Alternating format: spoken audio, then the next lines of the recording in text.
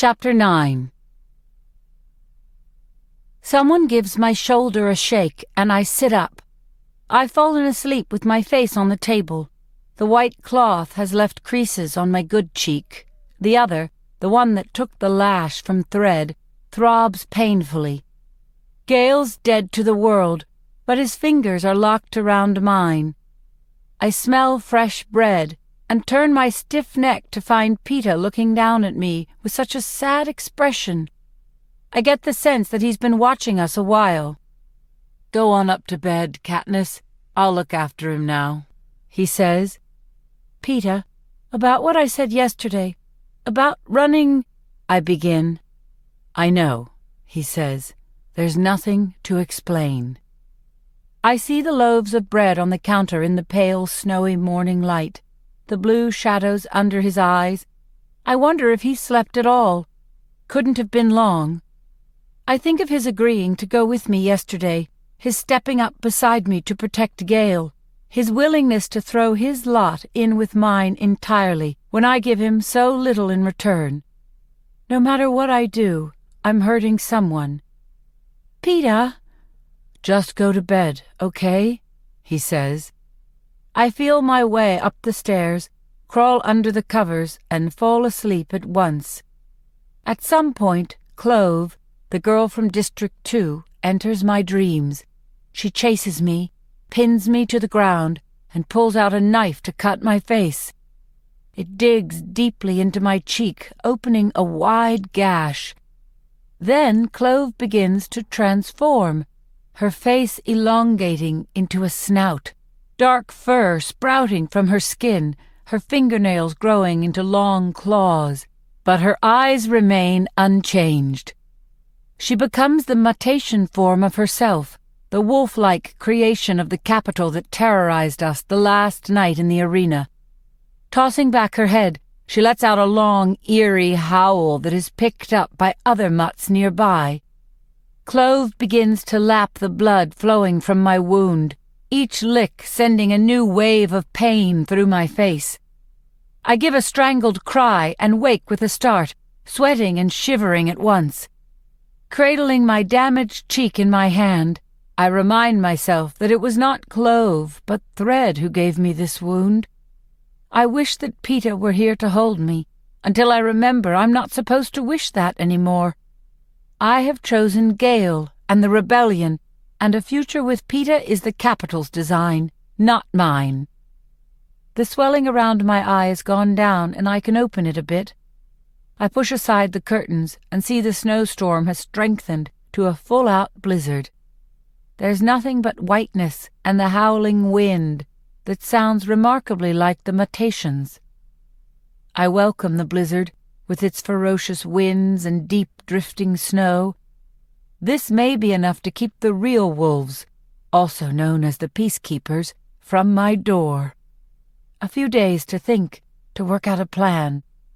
With Gale and Peter and Haymitch all at hand, this blizzard is a gift. Before I go down to face this new life, though, I take some time making myself acknowledge what it will mean. Less than a day ago, I was prepared to head into the wilderness with my loved ones in midwinter, with the very real possibility of the capital pursuing us. A precarious venture at best, but now I am committing to something even more risky. Fighting the capital assures their swift retaliation. I must accept that at any moment I can be arrested. There will be a knock on the door, like the one last night, a band of peacekeepers to haul me away. There might be torture, mutilation, a bullet through my skull in the town square if I am fortunate enough to go that quickly. The capital has no end of creative ways to kill people. I imagine these things, and I'm terrified. But let's face it, they've been lurking in the back of my brain anyway. I've been a tribute in the games, been threatened by the president, taken a lash across my face. I'm already a target. Now comes the harder part. I have to face the fact that my family and friends might share this fate. Prim. I need only to think of Prim and all my resolve disintegrates. It's my job to protect her. I pull the blanket up over my head, and my breathing is so rapid I use up all the oxygen and begin to choke for air. I can't let the capital hurt Prim. And then it hits me. They already have. They have killed her father in those wretched mines. They have sat by as she almost starved to death. They have chosen her as a tribute, then made her watch her sister fight to the death in the games. She has been hurt far worse than I had at the age of 12, and even that pales in comparison with Rue's life. I shove off the blanket and suck in the cold air that seeps through the window panes. Prim, Rue, aren't they the very reason I have to try to fight? Because what has been done to them is so wrong, so beyond justification, so evil that there is no choice.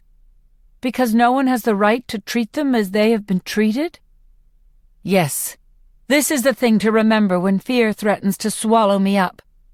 What I am about to do, whatever any of us are forced to endure, it is for them.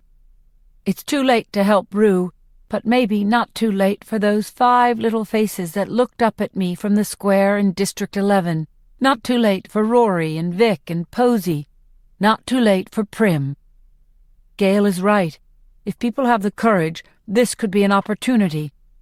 He's also right that since I have set it in motion, I could do so much. Although I have no idea what exactly that should be. But deciding not to run away is a crucial first step. I take a shower, and this morning my brain is not assembling lists of supplies for the wild, but trying to figure out how they organized that uprising in District 8. So many, so clearly acting in defiance of the capital. Was it even planned, or something that simply erupted out of years of hatred and resentment? How could we do that here? Would the people of District 12 join in, or lock their doors? Yesterday the square emptied so quickly after Gale's whipping. But isn't that because we all feel so impotent and have no idea what to do? We need someone to direct us and reassure us this is possible. And I don't think I'm that person. I may have been a catalyst for rebellion, but a leader should be someone with conviction, and I'm barely a convert myself. Someone with unflinching courage, and I'm still working hard at even finding mine. Someone with clear and persuasive words, and I'm so easily tongue-tied. Words. I think of words, and I think of Peter, how people embrace everything he says. He could move a crowd to action, I bet, if he chose to. Would find the things to say, but I'm sure the idea has never crossed his mind. Downstairs I find my mother and Prim tending to a subdued Gale. The medicine must be wearing off by the look on his face. I brace myself for another fight, but try to keep my voice calm. Can't you give him another shot? I will, if it's needed. We thought we'd try the snow coat first, says my mother. She has removed his bandages. You can practically see the heat radiating off his back. She lays a clean cloth across his angry flesh and nods to Prim. Prim comes over, stirring what appears to be a large bowl of snow. But it's tinted a light green and gives off a sweet, clean scent. Snow coat. She carefully begins to ladle the stuff onto the cloth. I can almost hear the sizzle of Gale's tormented skin meeting the snow mixture. His eyes flutter open, perplexed, and then he lets out a sound of relief. It's lucky we have snow, says my mother.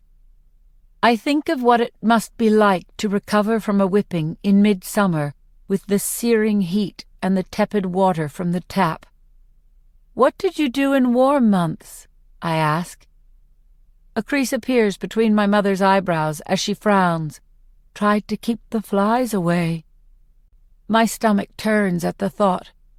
She fills a handkerchief with the snow coat mixture, and I hold it to the wheal on my cheek. Instantly the pain withdraws. It's the coldness of the snow, yes, but whatever mix of herbal juices my mother has added numbs as well. Oh, that's wonderful. Why didn't you put this on him last night?" "I needed the wound to set first," she says.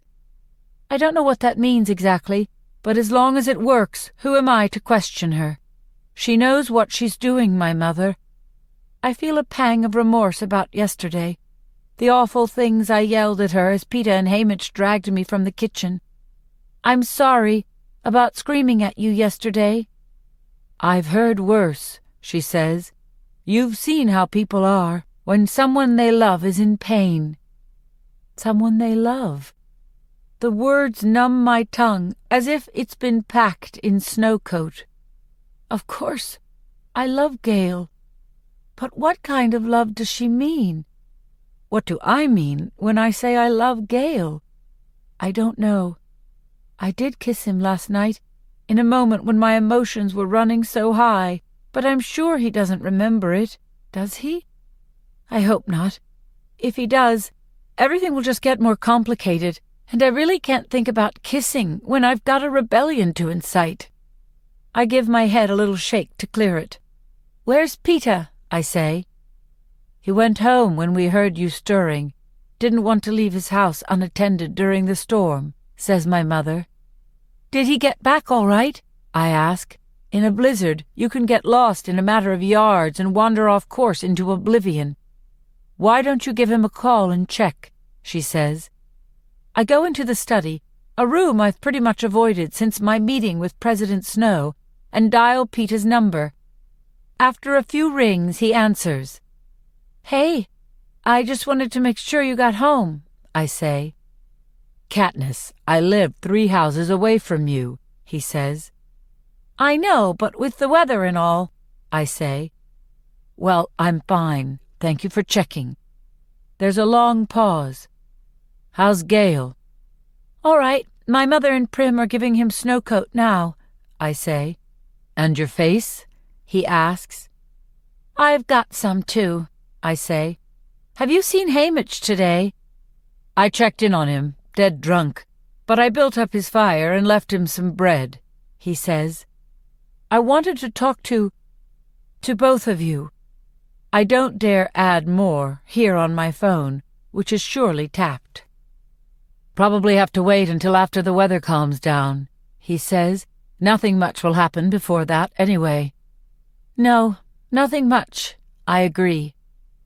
It takes 2 days for the storm to blow itself out, leaving us with drifts higher than my head. Another day before the path is cleared from the victor's village to the square.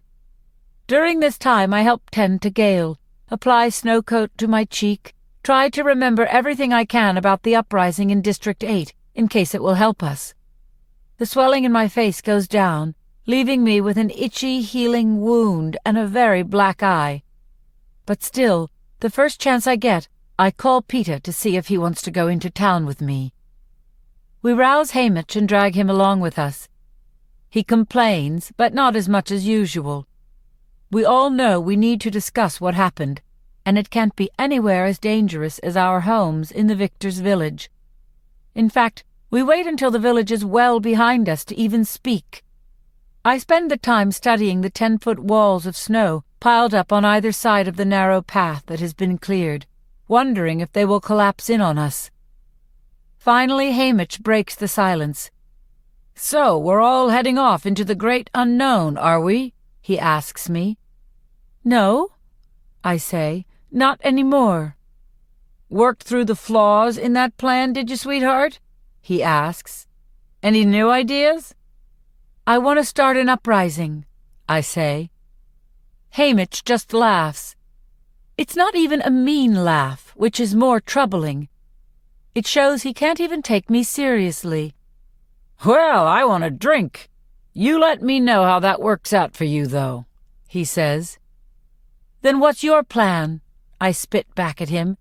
"My plan is to make sure everything is just perfect for your wedding," says Hamish. "I called and rescheduled the photo shoot without giving too many details." "You don't even have a phone," I say. "Effie had that fixed," he says. "Do you know she asked me if I'd like to give you away? I told her the sooner the better." "Hamish," I can hear the pleading creeping into my voice. Katniss! He mimics my tone. It won't work. We shut up as a team of men with shovels passes us, headed out to the victor's village. Maybe they can do something about those 10-foot walls. And by the time they're out of earshot, the square is too close. We step into it, and all come to a stop simultaneously. Nothing much will happen during the blizzard. That's what Peeta and I had agreed, but we couldn't have been more wrong. The square has been transformed. A huge banner with the seal of Panem hangs off the roof of the Justice Building. Peacekeepers in pristine white uniforms march on the cleanly swept cobblestones. Along the rooftops, more of them occupy nests of machine guns.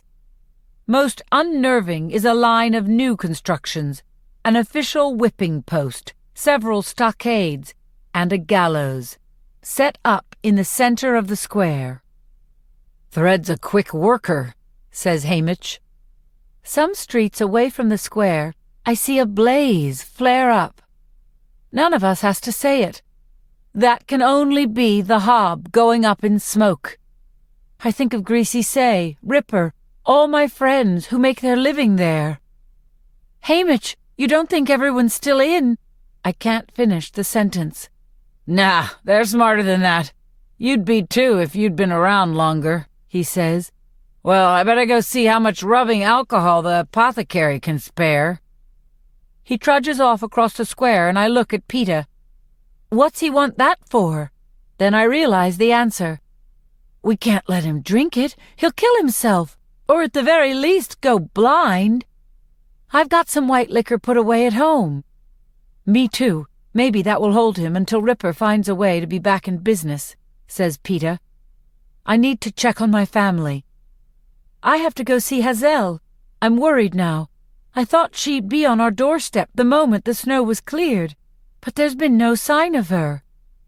I'll go too. Drop by the bakery on my way home, he says. Thanks. I'm suddenly very scared at what I might find. The streets are almost deserted, which would not be so unusual at this time of day if people were at the mines, kids at school, but they're not. I see faces peeking at us out of doorways, through cracks in shutters. An uprising, I think. What an idiot I am. There's an inherent flaw in the plan that both Gale and I were too blind to see. An uprising requires breaking the law, thwarting authority. We've done that our whole lives, or our families have, poaching, trading on the black market, mocking the Capitol in the woods. But for most people in District 12, a trip to buy something at the Hob would be too risky. And I expect them to assemble in the square with bricks and torches? Even the sight of Peeta and me is enough to make people pull their children away from the windows and draw the curtains tightly. We find Hazel in her house, nursing a very sick Posy. I recognize the measles spots. I couldn't leave her, she says. I knew Gale'd be in the best possible hands. Of course, I say. He's much better. My mother says he'll be back in the mines in a couple of weeks. May not be open until then anyway, says Hazel. Word is they're closed until further notice. She gives a nervous glance at her empty wash tub. You closed down too? I ask. Not officially, says Hazel, but everyone's afraid to use me now. Maybe it's the snow, says Peeta. No, Rory made a quick round this morning. Nothing to wash, apparently, she says. Rory wraps his arms around Hazel. We'll be all right. I take a handful of money from my pocket and lay it on the table. My mother will send something for Posy. When we're outside, I turn to Peeta. You go on back. I want to walk by the Hob. I'll go with you, he says. No, I've dragged you into enough trouble, I tell him. And avoiding a stroll by the Hob, that's going to fix things for me? He smiles and takes my hand. Together we wind through the streets of the seam until we reach the burning building.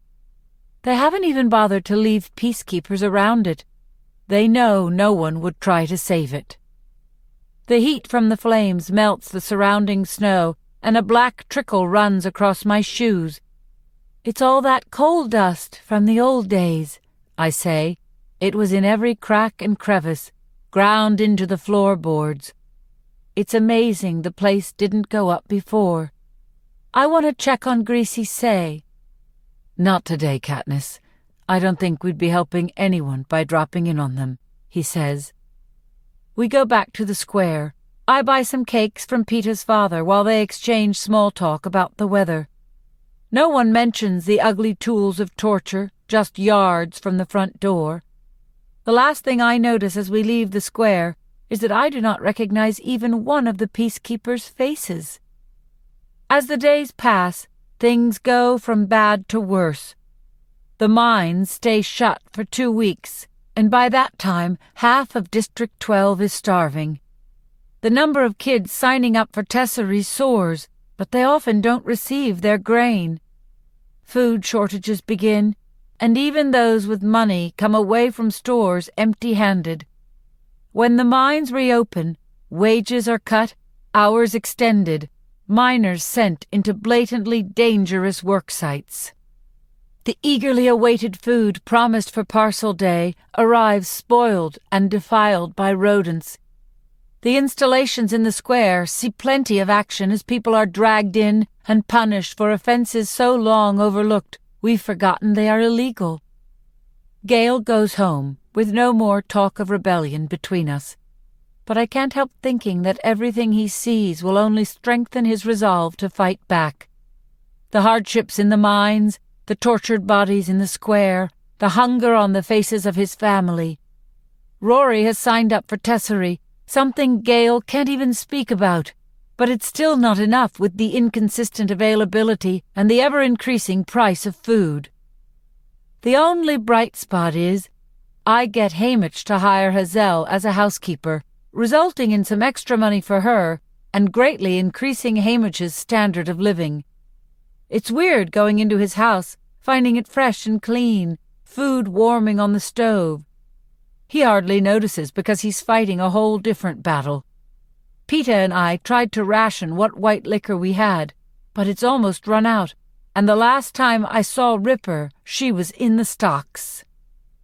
I feel like a pariah when I walk through the streets. Everyone avoids me in public now, but there's no shortage of company at home. A steady supply of ill and injured is deposited in our kitchen before my mother, who has long since stopped charging for her services. Her stocks of remedies are running so low, though, that soon all she'll have to treat the patients with is snow. The woods, of course, are forbidden. Absolutely. No question. Even Gale doesn't challenge this now. But one morning, I do.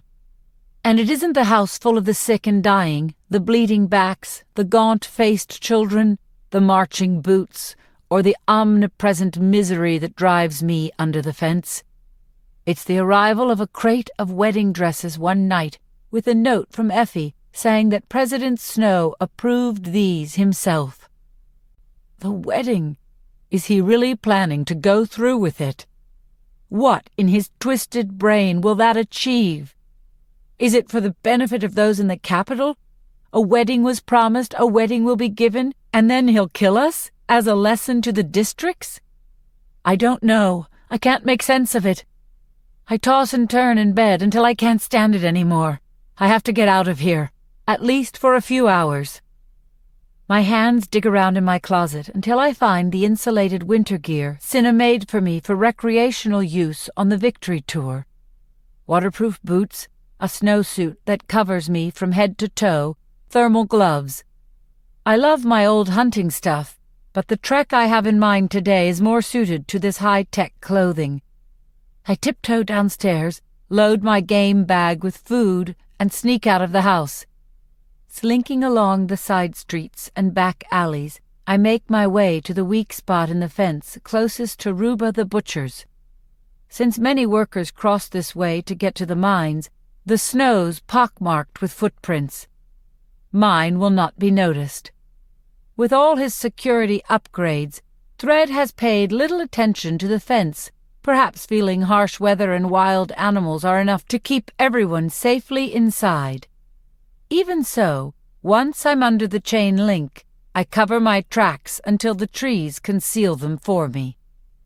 Dawn is just breaking as I retrieve a set of bow and arrows and begin to force a path through the drifted snow in the woods. I'm determined, for some reason, to get to the lake. Maybe to say goodbye to the place, to my father and the happy times we spent there, because I know I'll probably never return. Maybe just so I can draw a complete breath again. Part of me doesn't really care if they catch me, if I can see it one more time. The trip takes twice as long as usual. Cinna's clothes hold in the heat all right, and I arrive soaked with sweat under the snowsuit, while my face is numb with cold. The glare of the winter sun off the snow has played games with my vision, and I'm so exhausted and wrapped up in my own hopeless thoughts that I don't notice the signs. The thin stream of smoke from the chimney, the indentations of recent footprints, the smell of steaming pine needles. I am literally a few yards from the door of the cement house when I pull up short. And that's not because of the smoke, or the prints, or the smell. That's because of the unmistakable click of a weapon behind me. Second nature, instinct. I turn, drawing back the arrow, although I know already that the odds are not in my favor. I see the white peacekeeper uniform, the pointed chin, the light brown iris where my arrow will find a home. But the weapon is dropping to the ground, and the unarmed woman is holding something out to me in her gloved hand. "Stop!" she cries. I waver, unable to process this turn in events. Perhaps they have orders to bring me in alive, so they can torture me into incriminating every person I ever knew. Yeah, good luck with that, I think. My fingers have all but decided to release the arrow when I see the object in the glove. It's a small white circle of flat bread. More of a cracker, really, gray and soggy around the edges. But an image is clearly stamped in the center of it. It's my mockingjay.